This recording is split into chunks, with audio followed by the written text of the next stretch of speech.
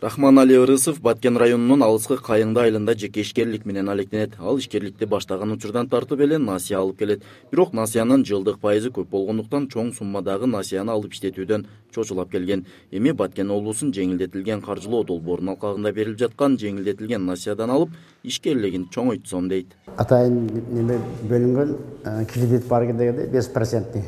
Ошол келип кайрылып атабыз азыр. Бюрс алабыз да. 1,5 миллион алайық деген ниетimiz бар. Биздин документтер туура келип калса, биз ошо кичине магазин ачканбыз. Ошо магазинге товар алып, бир техника алып, ошону иштейин деген ниетте алайык деп атабыз. Мурдага караганда жакшы дейм да, себеби 3 жыл ичинде процентсиз төлөсөң болот деп атат. Эми ушу 3 жылдын ичинде биз кылабыз аракет ушу пайызсыз төлөшкө. Бул жеңилдетилген насыя Баткен облусун өнүктүрүү жана калкка мамлекеттик колдоо көрсөтүү максатында ушул жылдын июль айынын башынан баштап бериле баштаган.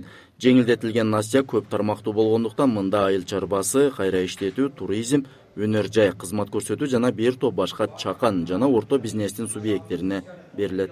Көп тармактуу болгондуктан ар бир субъекти өзүнчө карап атат.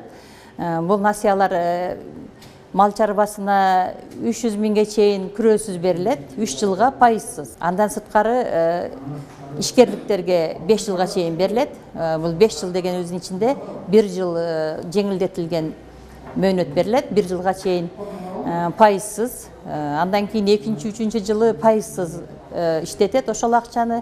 Анан 4-5 жыл дегенде калган суммага 3% үстөк менен жылдык пайыз менен эсептелинет.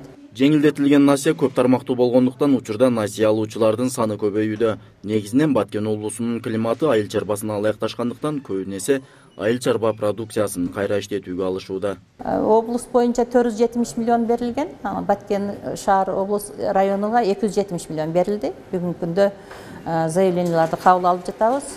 Өтө кызыккандар көп. Ушул Баткен облусунун калкына ар тараптан колдоо көрсөтүү максатында жеңилдетилген пайызсыз насыяларды берүү тапшырмасы коюлуп, ушул тапшырманын негизинде быйылкы жылдын 31 майында 302 тескемесинин негизинде Баткен облусунун аймактарында ошол жеңилдетилген каржылоо долбоорунун алкагында насыялар берилип келет.